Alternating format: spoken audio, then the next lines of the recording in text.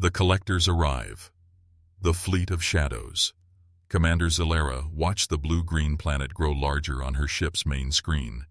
Terra, the third planet in this unremarkable solar system, looked exactly like the 47 other worlds she had conquered in her 20-year career with the Vorthak Empire.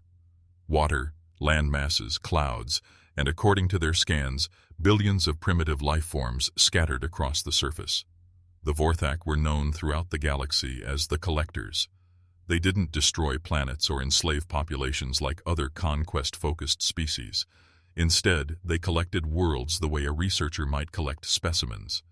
Each conquered planet became part of their vast empire, its resources harvested, its population managed, and its unique characteristics catalogued for the greater glory of Vorthak civilization.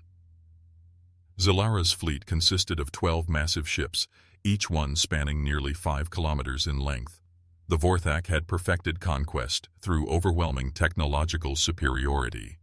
Their plasma cannons could vaporize mountains, their shields could deflect any known weapon, and their ships moved through space with a grace that defied the physics most species understood. "Status report," Zalera commanded, her 4 arms working simultaneously at different control panels. The Vorthak were tall, slender beings with pale blue skin and large, multifaceted eyes that could see across multiple spectrums of light. Their advanced evolution had given them superior reflexes and processing speeds that made them deadly in combat. Sub-Commander Thylex approached her station, his movements precise and calculated like all Vorthak military personnel. "Long-range scans confirm initial intelligence reports, Commander. The humans have achieved basic nuclear technology and primitive spaceflight. They have managed to place a few small stations in orbit around their planet, but nothing that poses any threat to our fleet." Zalera reviewed the data flowing across her screens. The human civilization was even more backward than their scouts had indicated. Most of their population still lived in cities on the planet's surface, completely vulnerable to orbital bombardment. Their weapons were chemical-based projectiles and simple explosive devices. They had no energy shields, no plasma weapons, and no faster-than-light travel capabilities. "What about their political structure?" she asked. "Highly fragmented," Thylex replied with what passed for a smile among his species. "The planet is divided into nearly 200 separate political entities called nations.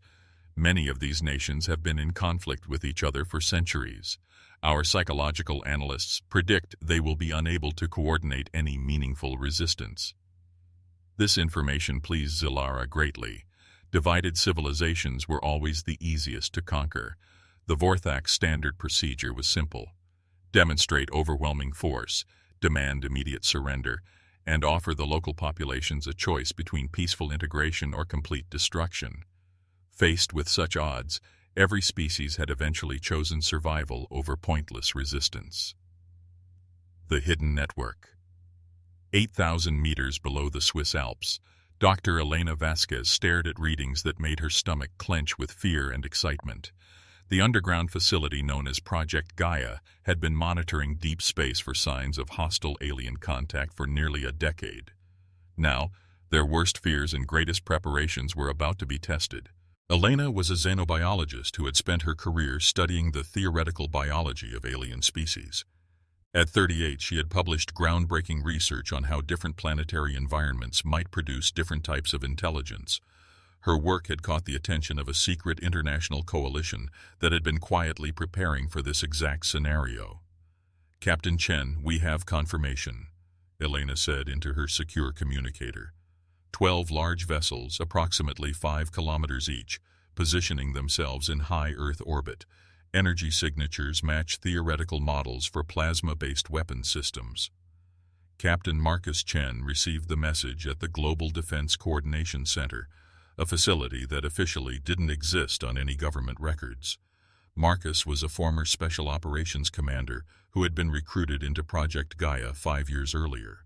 His job was to coordinate Earth's hidden defense network, a system that connected military units, research facilities, and civilian organizations across every continent. "Lieutenant Walsh, initiate Protocol 7, Marcus ordered. Lieutenant Sarah Walsh began typing rapidly at her communications console. Sarah was a linguistic expert who had spent years developing communication strategies for potential alien contact. Her protocols would coordinate responses between Earth's governments while maintaining the appearance of confusion and disorganization that was crucial to their strategy. Around the world, carefully positioned teams received coded messages that had been prepared for years. These weren't traditional military units. Instead, they were specialists in fields that most armies ignored. Geologists, meteorologists, marine biologists, seismologists, and experts in a dozen other sciences that understood how Earth's natural systems functioned. General Viktor Petrov received his orders at a Pietaz command center hidden beneath the Ural Mountains. Viktor had been a Soviet military engineer before the USSR collapsed, and later became an expert in underground warfare and environmental combat. His teams had spent 5 years preparing defensive positions that utilized Earth's natural cave systems, underground rivers, and geological formations. "The visitors have arrived," Viktor said to his assembled team leaders. "Remember, we are not trying to match their technology.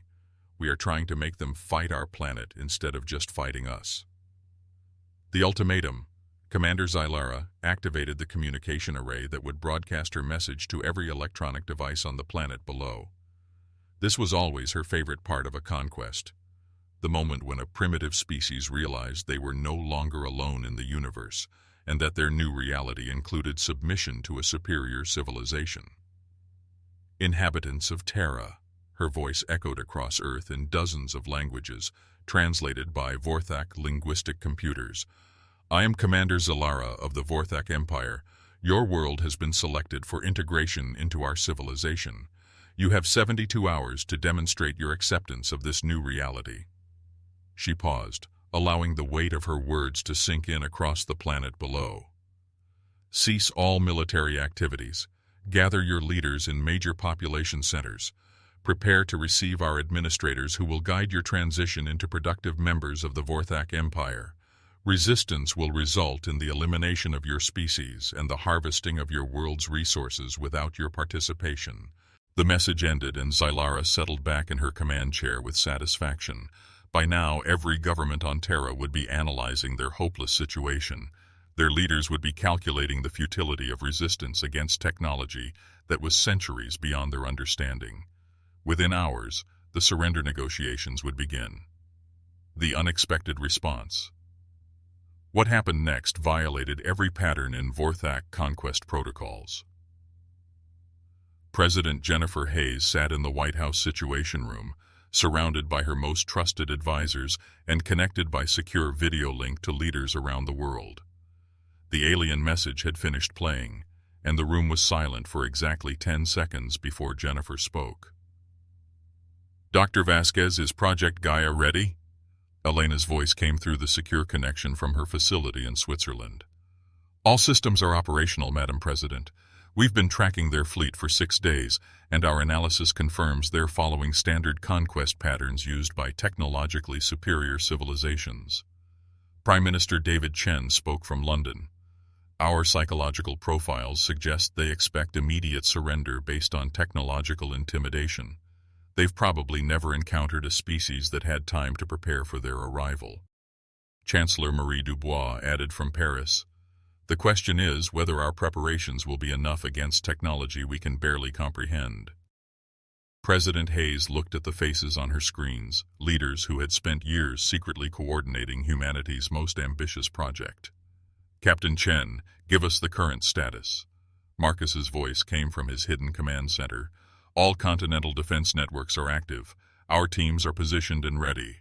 Lieutenant Walsh has established communication protocols with resistance cells on every inhabited continent." Sarah's voice joined the conversation. "I've been monitoring their communications since they arrived. The aliens use a form of quantum-entangled messaging that we can't decode, but we can detect when they're transmitting. They're reporting back to a larger force somewhere outside our solar system." Elena provided crucial intelligence.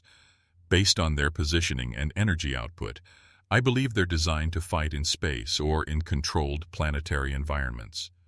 Earth's biosphere is incredibly complex compared to most worlds.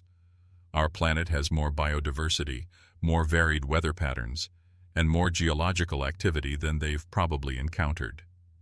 General Petrov's voice crackled through from Russia. My teams have been studying their shield technology.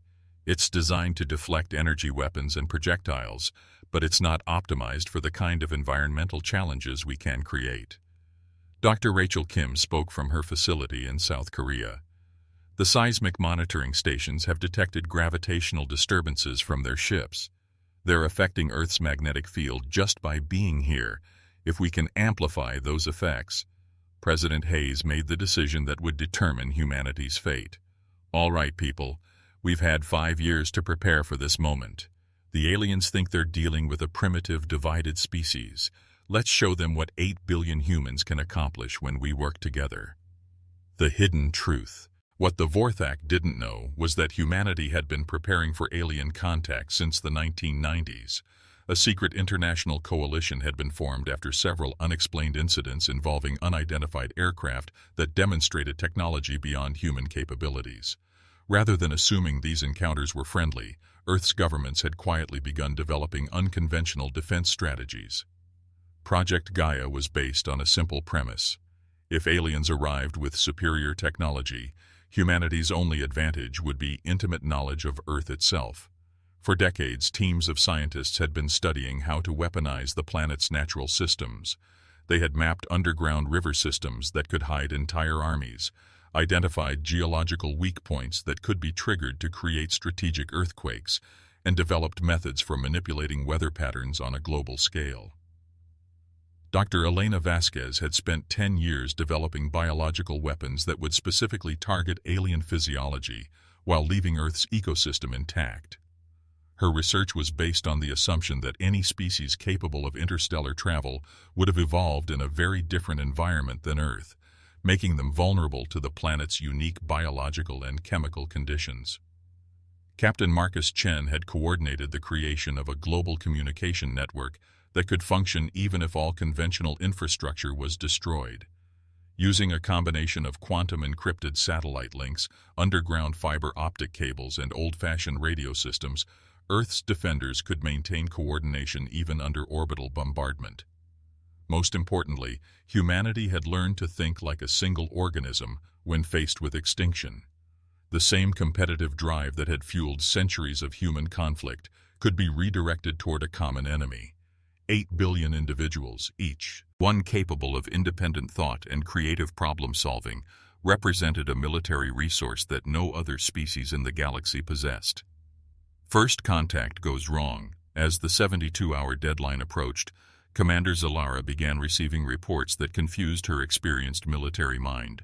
Instead of panicking, the humans were doing something unprecedented in her experience.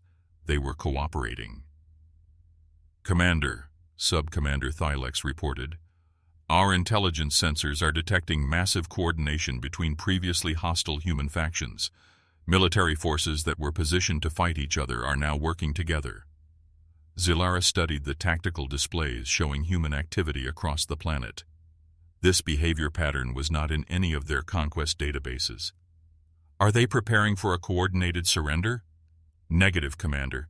They appear to be preparing for coordinated resistance." This was impossible. Zalara had conquered civilizations with far more advanced technology than these humans possessed. The Centauri Republic had possessed energy weapons and defensive shields, but they had surrendered within hours when they realized the futility of resistance. The Kepler Mining Consortium had controlled an entire star system with automated defense platforms, but they had negotiated a peaceful integration rather than face annihilation. Yet these primitive humans, with their chemical rockets and metal projectiles, were apparently planning to fight back against a force that could destroy their entire planet. "Open a direct communication channel to their largest population centers," Zalara ordered. "I want to speak directly to their leaders." The response came not from government officials, but from Dr. Elena Vasquez, broadcasting from an unknown location. Her voice was calm and professional, speaking in perfect Vorthak language that should have been imposed. Possible for any human to learn. "Commander Zalara, this is Dr. Elena Vasquez, representing the United Earth Defense Coalition. We have received your ultimatum and wish to inform you that your conquest timeline is unacceptable to us." Zilara felt something she had not experienced in decades of military service: surprise. Not only had the humans learned to speak Vorthak, but they were negotiating from a position of apparent strength despite their obvious technological disadvantage. "Dr. Vasquez," Zilara replied, "you cannot possibly believe your species has any chance of successful resistance against Vorthak technology." Elena's response chilled every Vorthak officer on the bridge. "Commander, with respect, your species has never attempted to conquer Earth. You may have superior technology, but you've never fought a planet that fights back." The communication ended, leaving Commander Zilara staring at a blank screen. In 20 years of conquest, no species had ever spoken to her with such confidence. More disturbing, their words suggested they understood something about warfare that the Vorthak had never encountered. As she ordered her fleet to begin preliminary bombardment of major human cities, Zilara could not shake the feeling that she was about to learn why Earth had remained unconquered while other civilizations fell to superior technology. The first phase of humanity's greatest test was about to begin, and both species were about to discover that sometimes the most primitive solutions are the most effective ones. The planet strikes back. When Earth becomes the weapon, Commander Zilara ordered the first bombardment of New York City, expecting to see the familiar sight of primitive structures crumbling under Vorthak plasma fire. Instead, her weapons officer reported something that had never happened in 47 previous conquests. "Commander, our plasma cannons are experiencing severe power fluctuations. The beams are dispersing before reaching the target." On the planet below, Dr. Elena Vasquez watched from her hidden command center as Earth's magnetic field, artificially amplified by a network of underground installations, deflected the alien weapons. Humanity had spent years studying captured alien technology from crash sites and had discovered that advanced energy weapons were vulnerable to certain electromagnetic frequencies that Earth naturally produced.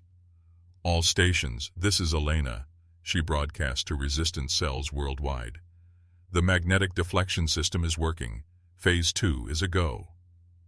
Captain Marcus Chen activated the next stage of their defense from his position in the Himalayas. "Victor, release the spores." General Viktor Petrov smiled grimly as he gave the order that would change the course of the battle. Across Earth's major cities, hidden installations released clouds of microscopic biological agents that Dr. Elena's team had developed specifically for alien physiology. These weren't weapons designed to kill, but rather to confuse and disorient beings whose immune systems had never encountered Earth's unique blend of bacteria, viruses, and fungi. The Vorthak landing parties that descended to investigate the cities found themselves struggling with equipment that malfunctioned constantly. Their advanced sensors, designed to work in sterile ship environments, became overwhelmed by the sheer biological complexity of Earth's atmosphere. Every breath they took introduced thousands of microscopic organisms that their immune systems couldn't identify or process. The swarm. Intelligence Sub-Commander Thylex led the first ground reconnaissance team into what had been downtown Tokyo. The city appeared deserted, its massive population apparently evacuated. But as his team moved through the empty streets, something unprecedented began to happen. The city itself seemed to come alive around them. Street lights flickered in patterns that created disorienting visual effects specifically calibrated to interfere with Vorthak vision. Underground speakers produced infrasonic frequencies that caused their sensitive hearing organs to ache. The very air seemed to fight against them as humidity levels changed rapidly, causing their equipment to develop condensation that interfered with their sensors. "Commander," Thylex reported through his communication device, "the environment here is aggressive. Our equipment is experiencing multiple malfunctions, and the crew is reporting physical discomfort." What Thylex didn't know was that every aspect of his team's experience was being carefully orchestrated by Lieutenant Sarah Walsh and her team of environmental specialists. Sarah sat in a bunker beneath the Swiss Alps, coordinating with weather stations, power grids, and infrastructure systems across the planet. "Team 7, increase humidity in Sector 4 by 15%, Sarah instructed. "Team 12, activate the subsonic generators in the financial district." Around the world, similar scenes were playing out. Vorthak ground teams found themselves lost in cities they had mapped perfectly from orbit. Street signs changed while they weren't looking, guided by human operators who could access electronic billboards and digital displays remotely. GPS-like signals from their ships were jammed by Earth's ionosphere, which had been artificially excited using technology adapted from Aurora research. In the Amazon rainforest, a Vorthak scouting party discovered that Earth's biodiversity was unlike anything in their databases. Plants that seemed harmless released pollen that made their respiratory systems react violently. Insects that appeared insignificant delivered bites that caused severe allergic reactions in alien physiology. Even the soil itself seemed hostile, containing bacteria that corroded their equipment in ways their scientists couldn't explain. The Awakening Planet. Dr. Elena Vasquez had spent years developing what she called planetary immune response protocols. The theory was simple. If Earth was humanity's body, then an alien invasion was like a viral infection. The planet's natural defenses needed to be activated and coordinated to fight off the threat. From her command center, Elena watched as her teams implemented strategies that turned Earth's natural systems into weapons. Volcanic activity in Iceland was carefully triggered to create ash clouds that interfered with alien sensors. Ocean currents were manipulated using underwater installations to create unexpected weather patterns that grounded alien aircraft. Marcus, the tectonic response is working better than projected, Elena reported. The alien ship's gravitational fields are interacting with Earth's magnetic core exactly as we hoped. Captain Marcus Chen coordinated the global response from his mobile command unit, which moved through underground tunnel systems that connected major mountain ranges across Asia. His team had discovered that the Vorthak ships used gravitational manipulation for propulsion, which meant they were constantly pulling on Earth's magnetic field. "All teams, prepare for the big one," Marcus broadcast. "Elena, are you ready to wake up the Ring of Fire?" The Ring of Fire was the geological term for the chain of volcanoes and earthquake zones that surrounded the Pacific Ocean. Elena's team had spent 3 years developing methods to trigger coordinated seismic activity that would create massive electromagnetic pulses. These pulses wouldn't destroy the alien ships, but they would overload their sensors and navigation systems. General Viktor Petrov coordinated the timing from his command center in Siberia. "Global synchronization in 30 seconds, he announced. "All stations report ready status." Around the Pacific Ocean, carefully placed explosives triggered fault lines that had been mapped and prepared for years. The resulting earthquakes were not random destruction, but precisely calculated events that created electromagnetic shockwaves at specific frequencies. Commander Zilara felt her ship shake as waves of electromagnetic energy washed over the Vorthak fleet. Warning lights flashed across every bridge as navigation systems struggled to compensate for interference they had never encountered. "What is happening?" Zilara demanded. "Commander, the planet appears to be generating coordinated electromagnetic pulses. Our sensors show seismic activity across multiple continental plates, but the timing is too precise to be natural." For the first time in her career, Zilara felt uncertainty. The humans were using their planet's natural systems as weapons in ways that Vorthak Milita Rye doctrine had never anticipated. The biological counterstrike, Dr. Elena Vasquez activated the final phase of Earth's defense as Vorthak ground teams struggled with increasingly hostile environmental conditions. She had discovered that the aliens' advanced immune systems, designed to protect them from diseases on sterile starships, made them vulnerable to Earth's incredible biodiversity. "Sarah, release the Welcome Committee," Elena ordered.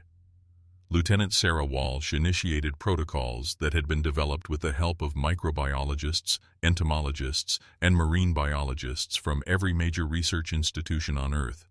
Across the planet, carefully cultivated swarms of insects began converging on Vorthak positions. These weren't attack insects, but rather species that produced pheromones and chemical compounds that triggered severe reactions in alien nervous systems. In the Amazon, Vorthak soldiers found themselves surrounded by clouds of butterflies, whose wing scales contained psychoactive compounds that caused hallucinations in alien brain chemistry. In Australia, spiders that posed no threat to humans paralyzed alien equipment operators with venom that attacked nervous systems that had never evolved defenses against Earth's toxins. Marine biologists coordinated oceanic responses that contaminated water supplies near coastal alien positions with bioluminescent plankton that overloaded alien visual sensors. Even Earth's plant life joined the fight as modified pollen clouds caused the alien respiratory systems to shut down temporarily. Commander Zalara received increasingly desperate reports from her ground teams. "Commander, our forces are requesting immediate evacuation. The planet's biosphere appears to be actively hostile to our presence." "That's impossible," Zalara replied. "Planets don't fight back." But the evidence was overwhelming. Every Vorthak team on T surface was experiencing systematic equipment failures, biological reactions, and environmental challenges that seemed coordinated and intentional. The human revelation. As the Vorthak fleet began withdrawing their ground forces, Captain Marcus Chen initiated the final phase of humanity's strategy. From hidden installations around the world, human teams began broadcasting a message that would shake the foundations of Vorthak understanding. "Commander Zalara," Elena's voice reached the alien flagship. "We believe there has been a misunderstanding about Earth's defensive capabilities." The transmission included detailed recordings of everything the Vorthak had experienced: the electromagnetic pulses, the biological responses, the environmental adaptations, and the coordinated global resistance. "You see," Elena continued, "Earth is not just our planet. Earth is our partner. For millions of years, our species has been learning to work with our world's natural systems. When you attack us, you're not just fighting humans, you're fighting an entire planet that has been training us to defend it." General Victor added his voice to the transmission. "Your technology is impressive, but you've never fought an enemy that could turn an entire world's ecosystem against you. Every insect, every plant, every geological formation, every weather pattern, they're all part of our military now." Lieutenant Sarah Walsh provided the technical explanation that would haunt Vorthak military strategists for generations. "Your ships affect our magnetic field, which allows us to predict your movements. Your sensors are overwhelmed by our biodiversity, which means you can't track our forces. Your weapons are designed for sterile environments, not for fighting through atmosphere filled with biological interference." Captain Marcus delivered the final message. "Commander, you have a choice. Leave our system peacefully, and we'll provide you with detailed information about our defensive methods. This information might save your species if you ever encounter other LDS that have learned to work with their environments. Continue your attack, and you'll discover that we've only shown you the gentle responses so far." The withdrawal. Commander Zalara studied the data her teams had collected about human defensive capabilities. The implications were staggering. These primitive beings had turned their entire planet into a coordinated defense system, using nothing more than scientific understanding and cooperation. The Vorthak had conquered 47 worlds because they had always faced civilizations that tried to match technology with technology. The humans had done something unprecedented. They had used intelligence to multiply the power of their environment rather than trying to overcome it. "Subcommander Thylex," Zalara ordered, "begin fleet withdrawal preparations." "Commander, our superiority is still overwhelming. If we concentrated our full firepower—" "No," Zalara interrupted. "These humans have demonstrated something our military analysts never anticipated. They've shown that a species doesn't need superior technology to be unconquerable. They just need to understand their environment better than their attackers do." As the Vorthak fleet prepared to leave Earth's solar system, Commander Zalara recorded a message that would be transmitted to every military installation in the Vorthak Empire. "Command, this is Zalara. Terra Conquest mission terminated. Reason: the target species has achieved planetary-level defensive integration. They have weaponized their entire biosphere and geological system. Recommend classification: unconquerable. Do not attempt future contact." The new unity. In the weeks following the Vorthak withdrawal, humanity experienced something unprecedented in its history. The global cooperation that had been developed for planetary defense continued to function in peacetime. The communication networks, research collaborations, and coordinated problem-solving methods that had saved Earth from conquest became the foundation for a new era of human civilization. Dr. Elena Vasquez found herself appointed as Director of Planetary Defense, overseeing a permanent international organization dedicated to protecting Earth from future threats. Her research into weaponizing Earth's natural systems led to breakthrough discoveries in environmental science, medical research, and sustainable technology. Captain Marcus Chen became the first commander of the Global Defense Force, a military organization that transcended national boundaries. His experience coordinating diverse groups toward common goals revolutionized military strategy and international relations. Lieutenant Sarah Walsh developed communication protocols that allowed different cultures and languages to work together more effectively than ever before. Her methods became the basis for improved international diplomacy and cultural exchange. General Viktor Petrov's underground networks became the foundation for a new era of infrastructure development that worked with Earth's natural systems rather than fighting against them. The alien attack had accomplished something that centuries of human diplomacy had failed to achieve. It had shown humanity that their greatest strength was not in their technology or their weapons, but in their ability to work together as a single species, defending their shared home. As the last Vorthak ship disappeared into hyperspace, Elena stood on the surface for the first time in weeks, looking up at stars that no longer seemed threatening. Humanity had learned Taunt. That they were not alone in the universe, but they had also learned something more important. When Earth and humanity worked together, they were truly unconquerable. The message sent to potential future invaders was clear. Earth was not just another planet to be collected. Earth was a living system defended by a species that had learned to fight as one with their world. And that combination had proven to be something the galaxy had never seen before. No species survives an attack on Earth because Earth itself fights back, guided by 8 billion human minds working as one.